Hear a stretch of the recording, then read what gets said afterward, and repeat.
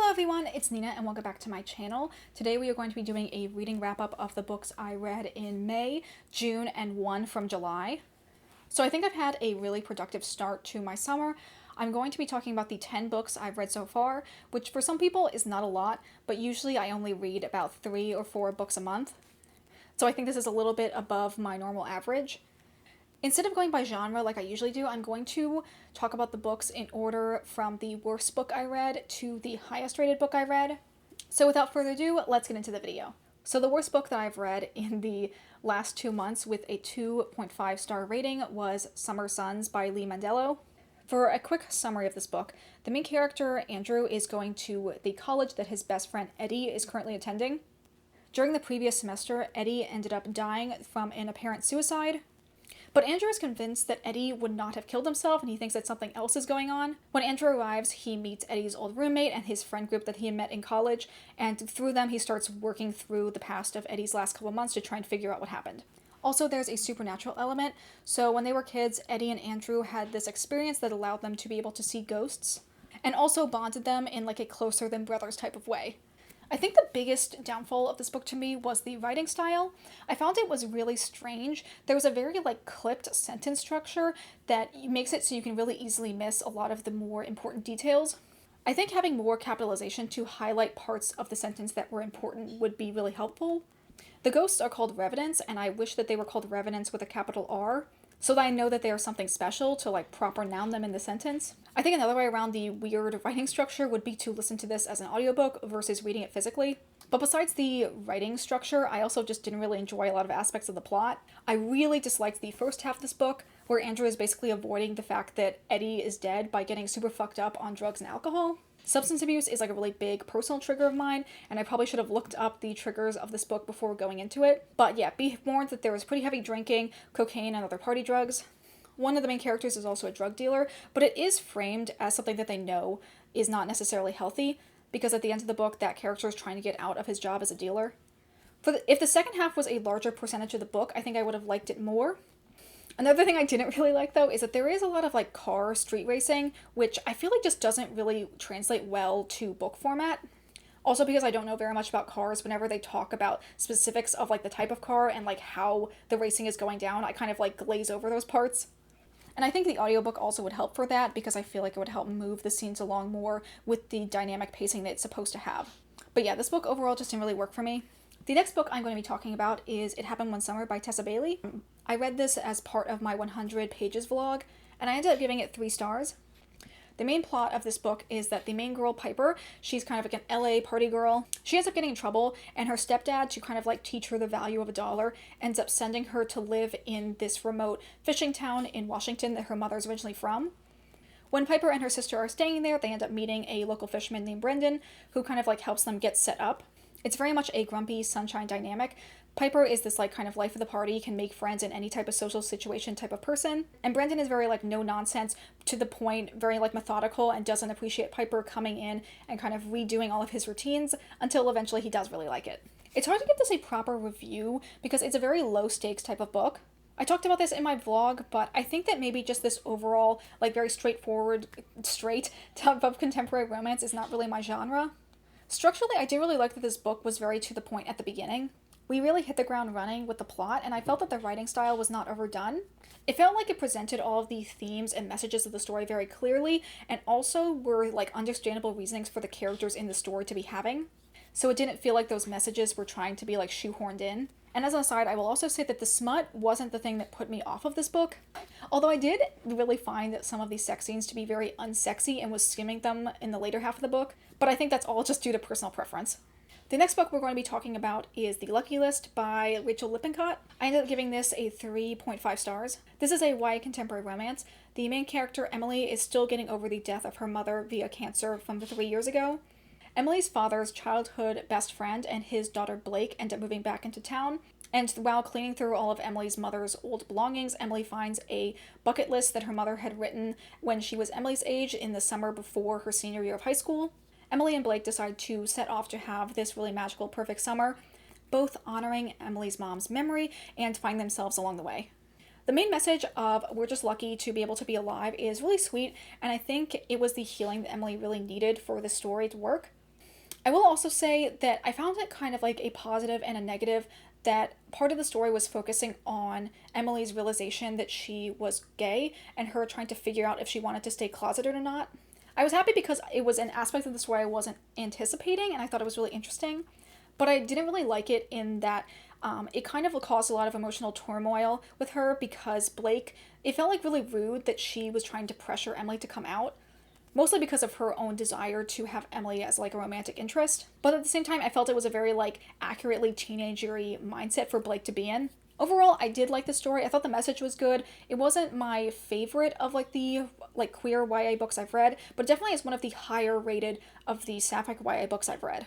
Okay, from here on out with the 4 stars and up, these are all the books that I really enjoyed for the last 2 months. The first 4-star on this list is Piranesi by Susanna Clarke. For this book, I really do feel like it's best if you go in completely blind. This book, I will say, is fantasy, but it's not necessarily high fantasy. I would say instead it's more of a mystery with more fantastical elements. I think there's a magic system in it that makes a lot of sense and makes you think about the idea of like knowledge and man's connection to nature and the pursuit of progress. I really liked the writing style. I think that Piranesi as a character was just really interesting because he was so straightforward and communicates how he feels like really well, so that we as the reader can really quickly get to the heart of the story and figure out what's going on. I do think that the capitalizing random words to turn them into proper nouns can get a little pretentious, but I think it wore off as the book went on. The next 4-star on this list we are going to be talking about is Clara and the Sun by Kazuo Ishiguro. This is a near-future dystopian novel. The main character, Clara, is an AF, or an artificial friend, and they are basically like robot companions for teenagers to help them socialize, because in this future all schooling is done remotely. And yes, this book was written post-pandemic, so we know what that feeling is like. At the beginning of the story, Clara is chosen by a sickly girl named Josie to be her companion, and it basically follows the next 4-ish years of her life living with Josie as her owner. I will say, when I first heard about this book, and knowing that it was about an AI, I kind of thought that Clara was going to be more of like a Siri, like Lana type of AI, and not a full robot. Yeah, I didn't really grasp that she was like a full-ass human being, so her being a robot really like was surprising to me when I was going into it. But after reading this book, I would like take a bullet for Clara. She's like so sweet and innocent, and also like super smart and dedicated to her work. She reminds me of Piranesi in that they have the same like childlike wonder about them, but they're also very observant and intelligent, and they come to the same like very understandable solutions to the problems they face. Talking about like some of the overall themes of this book, I think a big one is about like what it actually means to be human, which I feel like is a common theme in a lot of sort of android/robot pieces of work. I think there might be a little bit of commentary on like the post-COVID world and sort of being anti-phone or anti-terminally online. Since the teens in the story don't have many opportunities for socialization, they tend to come across as very cold and rude since they haven't experienced the social setting you and I might have, like growing up through a regular school all their lives.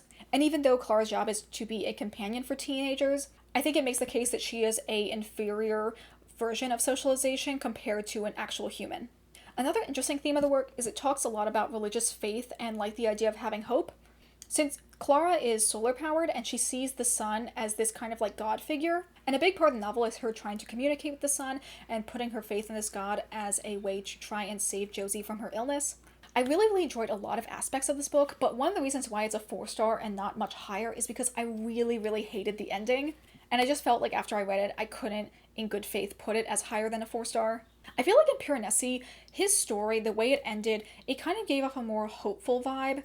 And it showed that even though he has issues that he's still dealing with, it gave me the impression that he's come through the other side of all his struggles being stronger, and he's more equipped to handle what is yet to come. But in this book, they do Clara so dirty, and it kind of hits on this thing that it's not really like a trigger, but it's like a thing in books and media that is guaranteed to make me sad, and that is when a character is pitiful, but they don't really know it. It's not really a moe through helplessness type of trope, but it's in the same vein. And at the end of the book, I just like felt so bad for Clara. I'm trying to speak vaguely to not like give away the ending, but I still really did like this book and I definitely would recommend it. At the same time though, I kind of feel like I need to read fanfiction or something else to like fix the ending for me.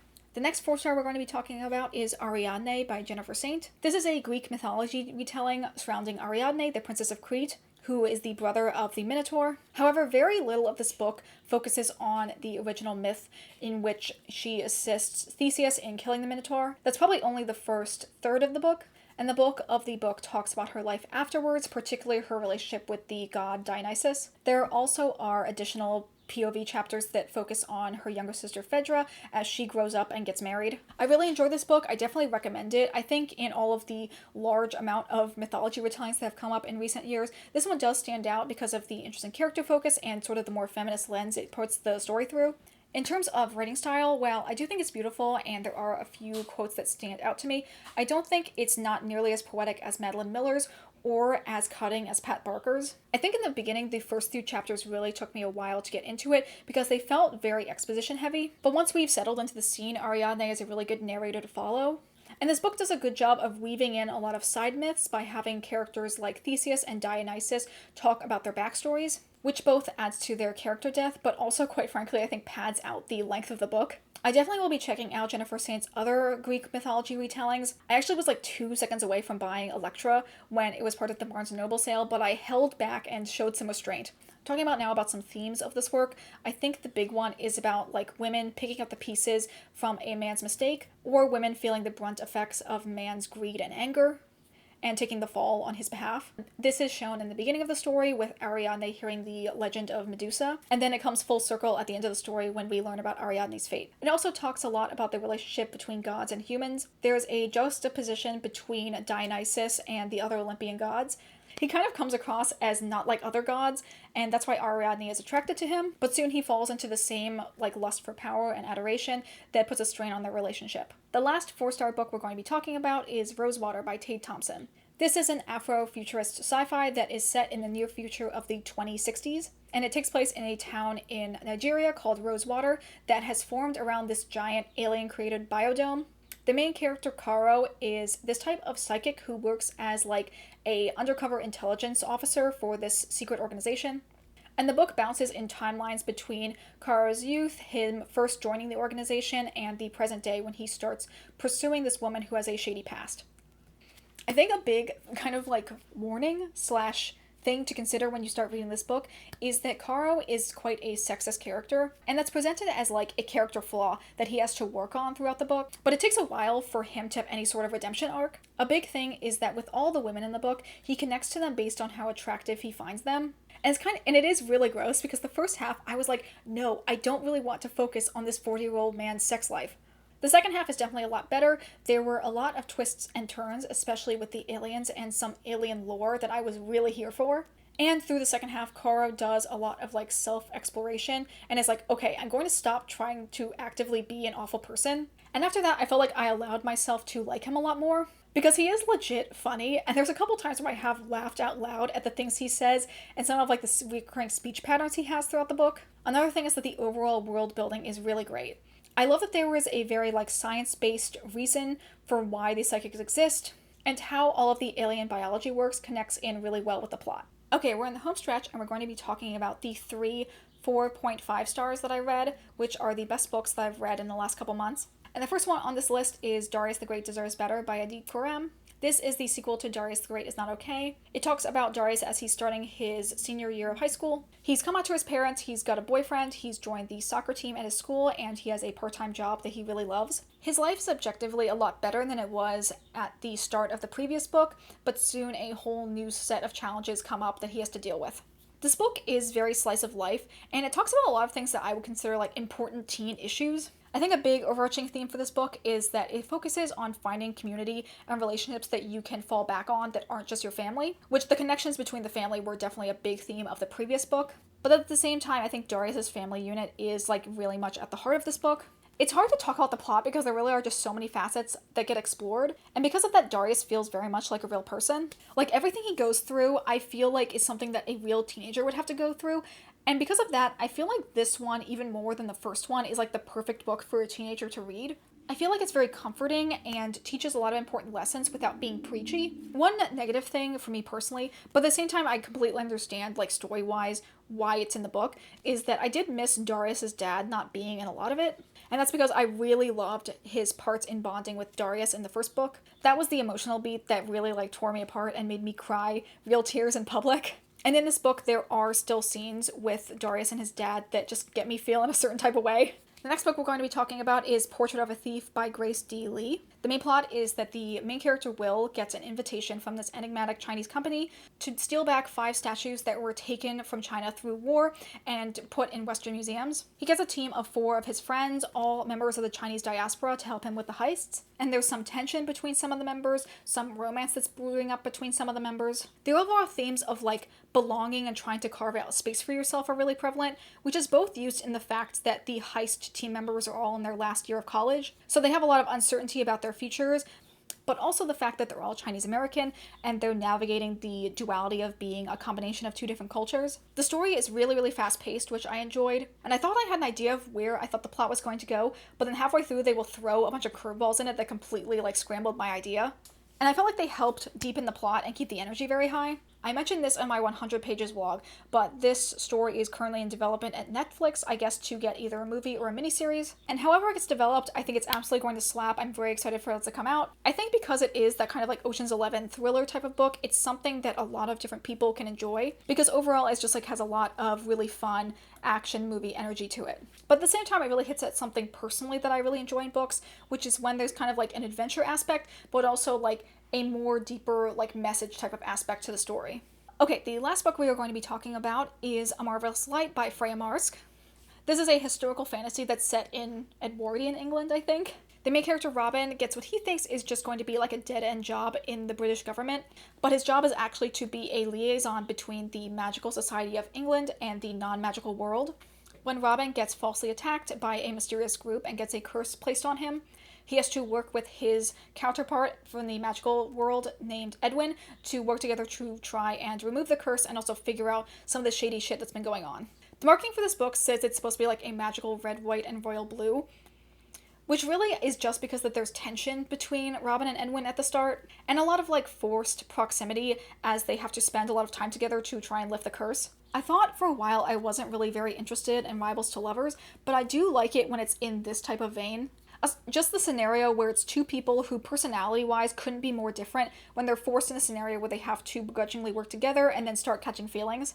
I don't like it when there's like outward hostility. I feel like here there was just very little animosity between the 2, just kind of like a minor misunderstanding. And the 2 end up becoming bonded through shared experiences of childhood trauma and having very similar values. Another aspect is that the magic sex in this book was kind of bonkers, but also very brilliant. I love an author that gets very creative with her world building and her kinks. Also, this seems like a weird thing, but I do really like that both the characters reverse. It also felt like it was used as kind of like a plot device, because Edwin bottoming in the end of the story felt like it was him letting go of a lot of his insecurities and allowing Robin to take control of the situation. I also really, really like the world building in the story. I love that magic is done through hand movements, the aspect where the connection to the land fuels stronger magic, and also the implications of like the origins of magic kind of leading more to like a high fantasy setting, so that we could see more high fantasy aspects coming into the story later on. Because I really enjoyed this book, I'm very, very excited for the sequel. They really said gay rights by having the next book be a sapphic romance that's focused on Robin's younger sister, who I really, really liked. And it also comes out on my birthday, so the gays really just stay winning. And that is it for this reading wrap-up. I hope you guys enjoyed this video as always. Please consider liking and subscribing if you aren't already. Also, I'm really close, or maybe by this video I will have hit 600 subscribers, so if you aren't subscribed now, I would really appreciate it if you did. It just feels like a really nice milestone. I think if I hit 600, this would make YouTube my largest social media platform, and it feels really appropriate because these videos are the hobby that I put the most time and energy into, and I just like having that number maybe as a way to show my work. But that's all from me today. I hope you all have a wonderful day, and I will see you all in the next video. Bye!